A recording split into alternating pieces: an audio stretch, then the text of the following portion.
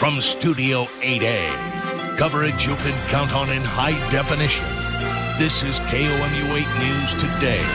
Columbia residents have a chance to question Missouri legislators. And rural residents will soon need to pay up to hitch a ride. Good morning. Today's Tuesday, June 18th, 2013. Thanks so much for waking up with us. I'm Megan Murphy. And I'm Greg Mantell. I'm Eric Aldrich. Washington lawmakers continue to debate that widespread immigration reform bill.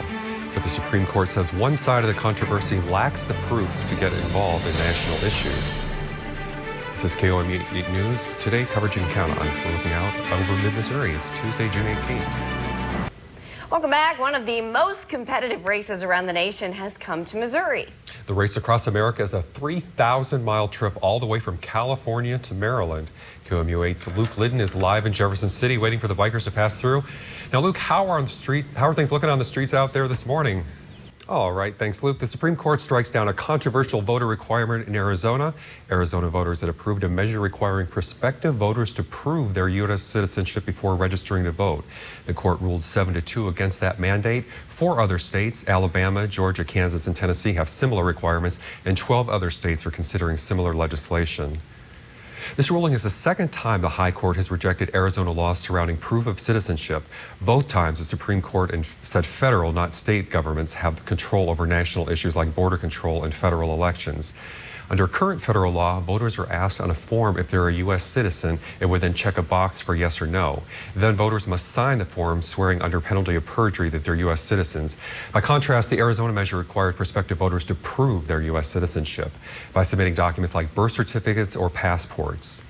Yahoo is the latest major tech company to disclose the number of requests from U.S. authorities for user data. The company says it got nearly 13,000 requests during the last 6 months. The company said the most common requests concerned fraud, homicides, kidnappings, and other criminal investigations. Apple, Facebook, and Microsoft released similar information over the last several days.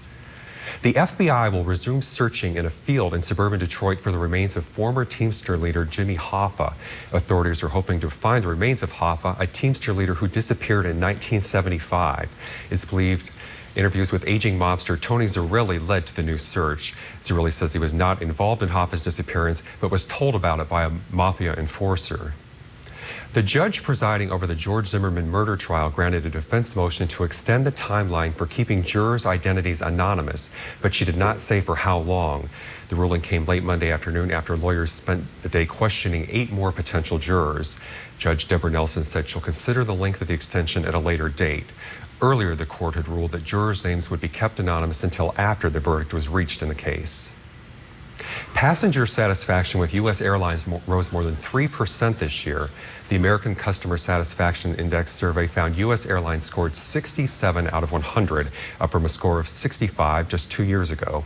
It's the best showing in a decade, but the score is still low compared to other industries. In fact, airlines finished in the bottom 3 out of the 47 industries polled. Airlines are only above newspapers and paid TV services like cable and satellite. Nope, it's back. All right. Thanks, Eric. Okay. Netflix is unveiling a new website to help parents get through the summer. Netflix takes the wraps off a new website today, netflix.com/families. It promises plenty of family-friendly choices with easy access and setup. And it's portable with mobile access for those long summer road trips to hopefully quiet some of those "are we there yet" moments.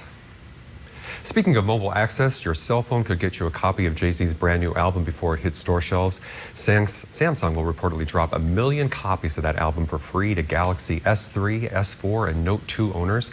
The first 1 million owners who download a special app will get a free copy of Jay-Z's Magna Carta Holy Grail on July 4th, 3 days before it's available to the rest of the world. That app can be downloaded starting next week. If you think your morning coffee needs a little extra kick, the Girl Scouts can give you one. 2 of their 3 famed cookie flavors are Coffee Mate, so you can add some Thin Mints or caramel and coconut to your cup. But just like those cookies, these new limited edition flavors won't be around forever. They're set to stay in stores for a year.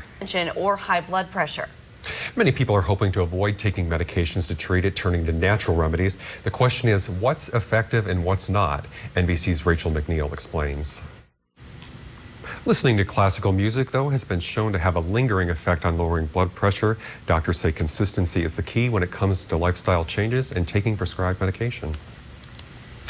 Speaking of regular exercise, a new workout trend is sweeping the I nation. have so many friends doing this. In a study with the U.S. Army, during an 8-week period, every athlete experienced an increase in their work capacity by 20% doing CrossFit.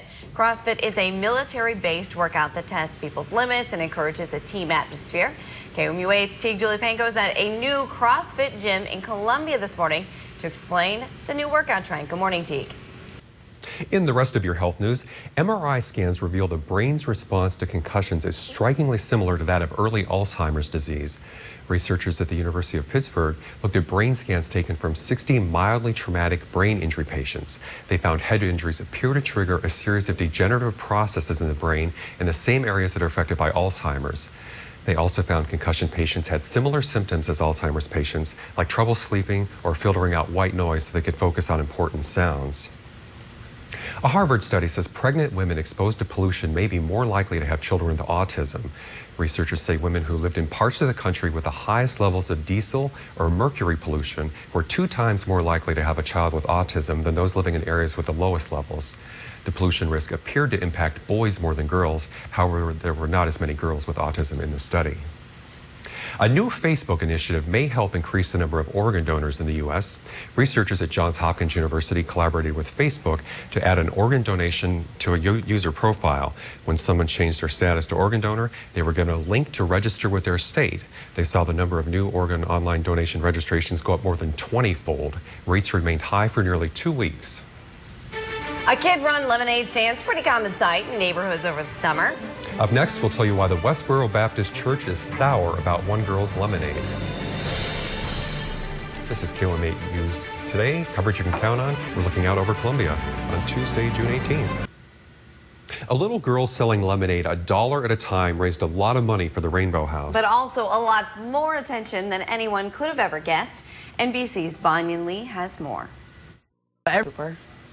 The money Jaden raised with her lemonade stand and online donations will go towards an anti-bullying program in Topeka, Kansas. It will also go toward a software tool Planning Peace hopes to use nationwide to educate children about the devastating effects of bullying. And we're looking out at a live look over mid-Missouri at 4:56 on Tuesday, June 18th.